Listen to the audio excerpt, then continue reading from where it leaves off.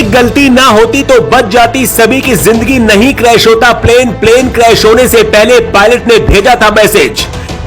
600 accident, 9000 लोगों की मौत। बोइंग के विमानों में आखिर क्यों होते हैं इतने हादसे? आसमान में उड़ान भर चुका था विमान, फिर कैसे आ गया जमीन पर? कौन सी गलती पड़ गई भारी? अगर एक गलती ना होती तो सबकी जिंदगी बच जाती। क्या जानबूझकर सभी यात्रियों को मरने के लिए छोड़ दिया गया? अहमदाबाद में प्लेन क्रैश होने से पहले पायलट ने मैसेज भेजा था। उस मैसेज में जो बताया गया था उसने सिस्टम को फिर से बेनकाब कर दिया है। जब इस विमान की सुरक्षा को लेकर पहली कई बार चिंताएं जताई जा चुकी हैं और दुनिया भर में इसे उड़ानों से 3 महीने के लिए रोक भी दिया गया था, तो फिर इसे भारत की बड़ी फ्लाइटों में उड़ान भरने के लिए क्यों इस्तेमाल किया जा रहा था? क्या सिर्फ कुछ लोगों के फायदे के लिए इतने लोगों की जिंदगी को दांव पर लगा दिया गया?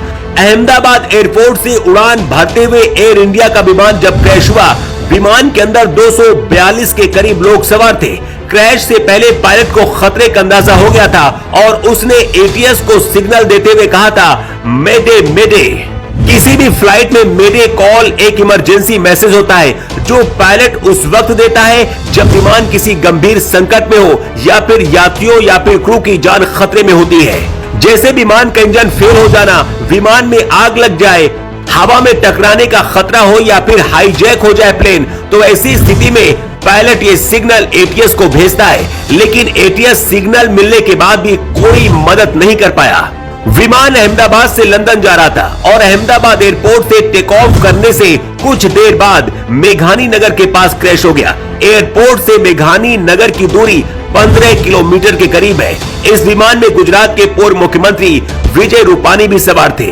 एयर इंडिया का ये प्लेन डॉक्टरों के हॉस्टल पर जा गिरा और फंस गया। तस्वीर में भी आप इसे देख सकते हैं कि कैसे अस्पताल की बिल्डिंग में ये प्लेन फंसा हुआ है। सिर्फ 8 मिनट के अंदर प्लेन कैसे राख में बदल गया, उसकी पूरी कहानी पहले आपको बताते हैं।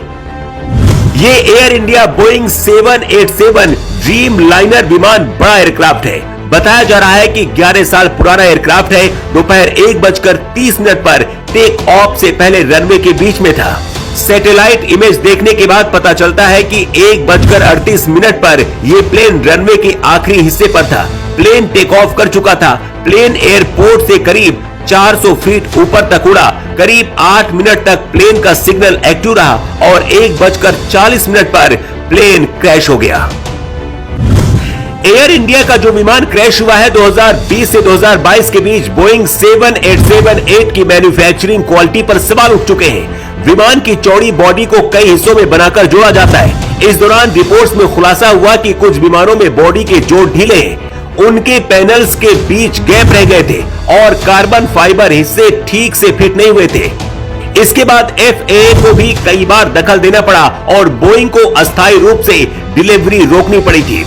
अप्रैल 2024 में बोइंग के एक वरिष्ठ इंजीनियर ने न्यूयॉर्क टाइम्स को दिए गए अपने एक इंटरव्यू में दावा किया था कि ड्रीम लाइनर की बॉडी के कई हिस्से हवा में टूट सकते हैं क्योंकि उन्हें जोड़ने की प्रक्रिया में बदलाव किया गया है। उन्होंने ये भी बताया था कि बॉडी के टुकड़े ठीक से फिट नहीं होते हैं, जिससे स्ट्रक्चरल वीकनेस पैदा हो जाती है।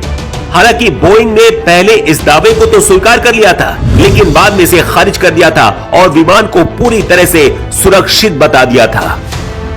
ड्रीम लाइनर 787-8 में पारंपरिक हाइड्रोजन सिस्टम की बजाय इलेक्ट्रिक मोटर्स का अधिक उपयोग किया गया है, जिससे इलेक्ट्रिकल फेल्योर, सॉफ्टवेयर गड़बड़ियां, विंडशील्ड में दरार, इंजन फेल्योर और फ्यूल लीक जैसी घटनाएं सामने आई हैं। 2024 में जापान की ANA एयरलाइंस की एक फ्लाइट में हाइड्रोजन ऑयल लीक हुआ था, जिससे विमान को रनवे पर रोकना पड़ा था। अहमदाबाद हादसे से पहले सरकारी आंकड़ों के अनुसार बोइंग विमान दुनिया भर में लगभग 6000 दुर्घटनाओं और घटनाओं में शामिल रहे। इनमें से 415 घातक थी और 9000 से अधिक लोगों की मौत हो चुकी है। दुनिया भर में फ्लाइट वाले हजारों यात्री विमानों में से कम 4000 से ज्यादा विमान बोइंग 737-800 है। अहमदाबाद में प्लेन क्रैश क्यों हुआ, इसके लिए अंदाजा लगाया जा रहा है फिलहाल कि लैंडिंग गियर ठीक से शायद बंद नहीं हुआ होगा, क्योंकि एक पहिया एक बिल्डिंग में फंसा दिख रहा है, जिसका मतलब है कि प्लेन में बैलेंस प्रॉब्लम की वजह से हादसा हुआ होगा। असली वजह पूरी रिपोर्ट आने के बाद पता चलेगी, लेकिन इस हादसे में 100 से ज्यादा लोगों के मारे जाने की आशंका जताई जा रही है। विमान ज्यादा ऊंचाई पर नहीं था, लेकिन इसके बाद भी अगर पायलट के मदद मांगने पर वक्त रहते एटीसी मदद कर पाता तो शायद कुछ लोगों की जिंदगी बच सकती थी। वैसे इस हादसे के लिए आप किसे जिम्मेदार मानते हैं? कमेंट